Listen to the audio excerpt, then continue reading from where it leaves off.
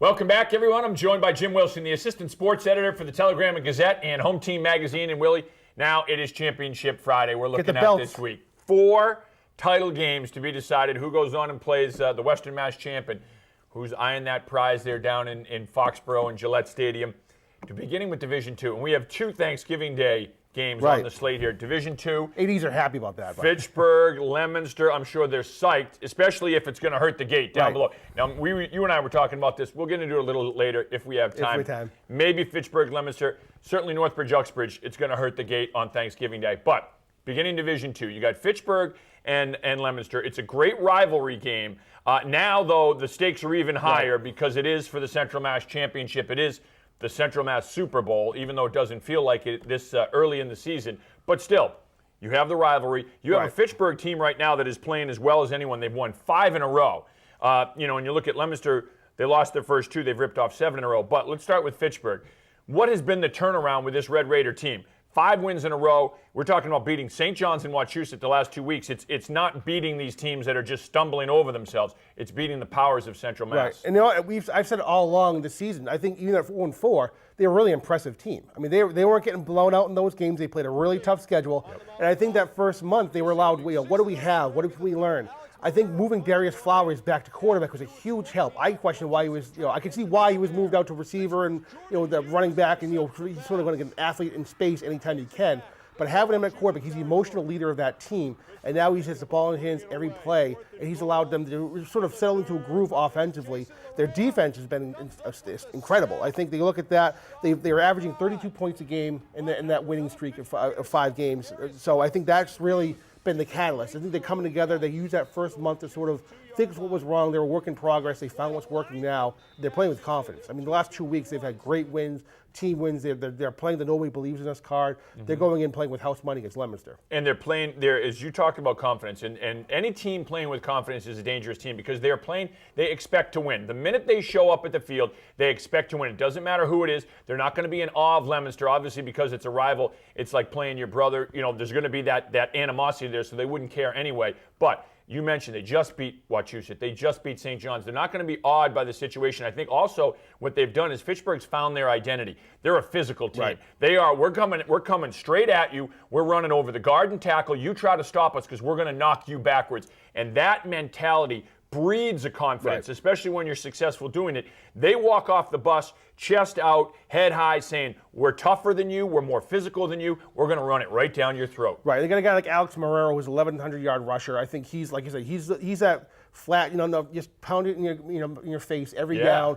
I think that four out of the 5 teams they beat in that winning streak made the playoffs. So like I said, they're getting confidence every week, knowing, going back to the grassroots Fitchburg football, because like Quentin Perkins is walking through that door, and he's getting he's an electric player. They don't have a flashy player. They just have a lot of blue-collar guys who get the job done. And you know what? When you have that kind of mentality, too, you can win in any element. You can win against any team because you're not relying on one thing. You're not relying on one player. You're not relying on the pass. Right. If you're a passing team and your quarterback's off or a receiver goes down, it's tough to recover. When you're a physical smash-mouth team, you can lose a guy or 2 along the way. That mentality stays the same, and that next guy up philosophy stays the same. And you can play with anyone on any surface in any condition, and Fitchburg has proven that. Looking at Leominster, coming off a win over Shrewsbury in the playoffs, they were down at the half. So this is a Leominster team that's rolling. They've won 7 in a row after losing their first 2, but they've been tested. And it's one of the things I think as a coach, if you ask Dave Palazzi, he says he'd want some close games going into the Central Mass Championship because you want your team to be tested, feel a little adversity, fight through it, and they certainly did that even in the Shepherd Hill game, getting down real early in that Shepherd Hill game. This is a Leominster team, too, that also believes no matter what the score, no matter what the situation, they will find a way to win. And you knew going into, even when they're 0-2, we're looking at it saying this team is going to get better as the season goes on. I say it every week, I'm surprised how immediate it was. It was like the switch was flipped after that Lowell loss where they were competitive and they lost. But they just turned it on. They've scored 200 points in the last 7 games in that win. They're out there averaging 30 points a game in that span. That offense is clicking really well. You can see Noah Gray, a sophomore quarterback, getting better every week. He's got a guy like Derek Franks, who's 4th in the league in pass and receiving. He's that go-to guy when they need a big game. They can go to him. Ed Rivera, who's been a 1,000-yard rusher. I think so. They have that good weapon on the air and on the ground. So you can't really focus on that one. If we stop this guy, if we stop the Jonathan Hernandez type of guy, because I like naming guys that played 10 years ago. Yes. Those guys. Cordio, Bizzato. the thunder and lightning approach. Get the tree. It's so. Right. Those guys, they don't have a guy you can focus on and stop Lemonson, which is great because that's when Palazzi's most dangerous. When he has a lot of toys to play with, that's when Lemonson's going to be tough to stop. And Eddie Rivera, they put him at the Wildcat as well. When you talk about just moving Palazzi like a great chess man player, moving guys in different positions. And Eddie Rivera at Wildcat presents a whole different set of problems for a defense than when Noah Gray's back there. Gray is a lot more like Neil O'Connor was, just a great athlete back there, can throw, very accurate, understands the offense, reads the defense real well, also can tuck it and run himself. But Rivera's in there. It's a different look. Now you're running option. Right. You got a running back in there who can also throw. As you mentioned, Franks, and this is what I love about Dave Palazzi, high percentage passes. He wants yards after catch. Throw the 5-yard, 10-yard pass and let it go for 30 or 40 yards. Don't try to throw the ball 40 yards in the air because it's very difficult to complete those kind of passes. Throw the short pass, let your receivers do the work, and I think it's been successful year after year for him. It also puts your quarterbacks in a great position to succeed. Now, moving on to Division 4. Shepherd Hill, St. Peter Marion, rematch from a couple weeks ago. We had the game on TV. This is a game. St. Peter Marion was up at the half. Shepherd Hill came back. They win the game in the second half. It was two teams at full strength, too. I mean, everyone's dinged up a little bit, but no one was missing franchise players in that game. Right. So I like this rematch. I like it a lot. And this is a St. Peter's team that started the year off as we're going to throw, we're going to spread you out, and we're going to beat you, as Tommy Hendrickson had done before last year with all those athletes. Now they've 180 degrees switched. They're a physical, smash-mouth team. They want to run on you and let the run set up the pass. Right, and they've done a great job because, like we said earlier with Fitchburg, trying to figure out what they are. They lost a lot of skilled players from last year. So they were sort of, in the beginning of the season, wondering what works for them because they didn't have that breakout guy like a Noah Burke or anything like that to sort of take over a game. So that's a credit to the coaching staff, with Henriksen and Gene Card and Joe Denise and Billy Stapleton. Those guys have done a great job getting this team ready after it goes. Because I don't want to say that Shepherd Hill this is the one team that Shepherd Hill didn't want to face, because that implies that Shepherd Hill is scared of them. I don't think that's the case. I think Shepherd Hill would love the challenge. I think they look at that game tape and what that win earlier, and they say, we can do this better, we can do that better, we can do this better, and they're going to come in ready. Almost like how Tingsboro was last week against Northbridge. They're going to correct a lot of mistakes that maybe they were there a couple weeks ago with St. Peter Marion. They're not going to be there this week. So I think that's a great job for them.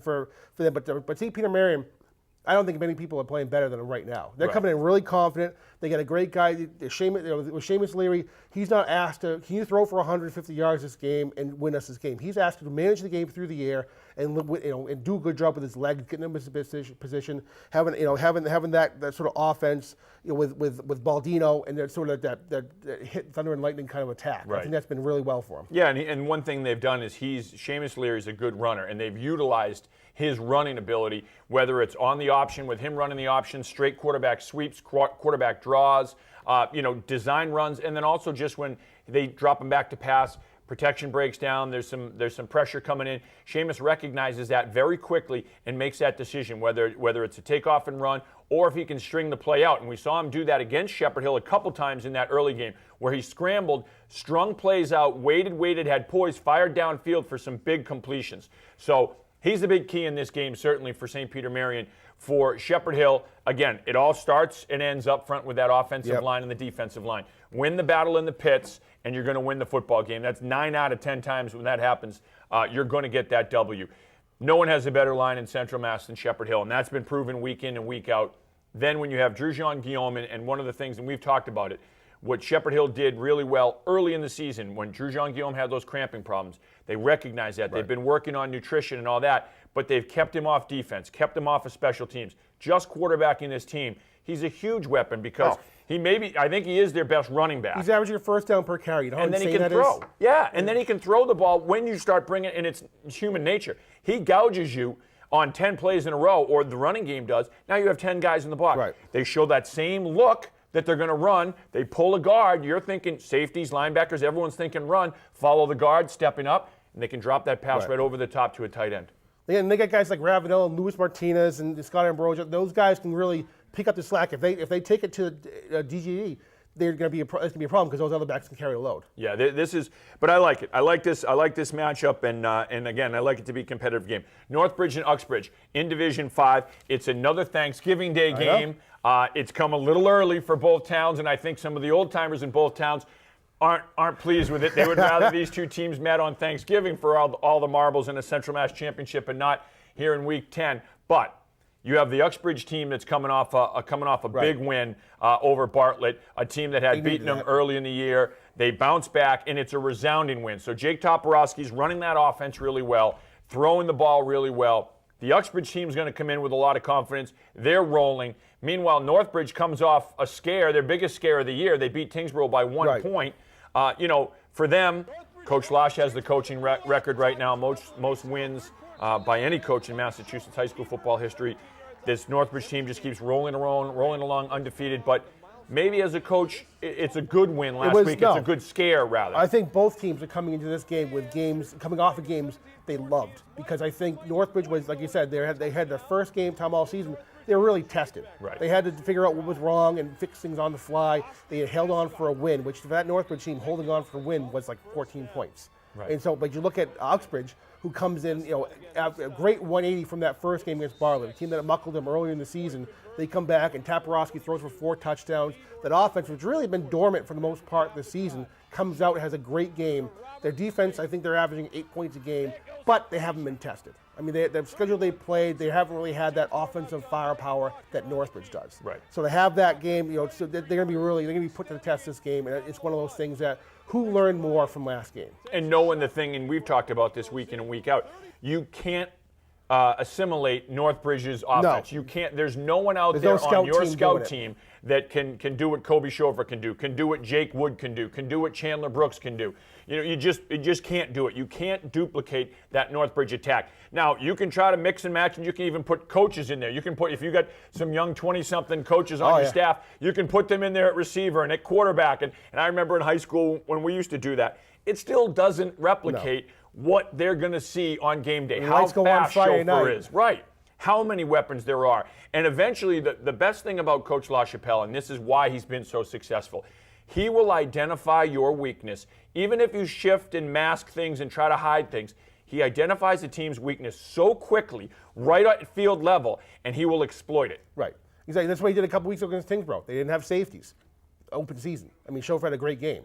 And then next week they play them and they put the safeties back in. They had a little tough, but they figured it out. Right, and they do that very well. Division 6, Blackstone Valley Tech, Littleton, a rematch of last year's Central Mass Championship.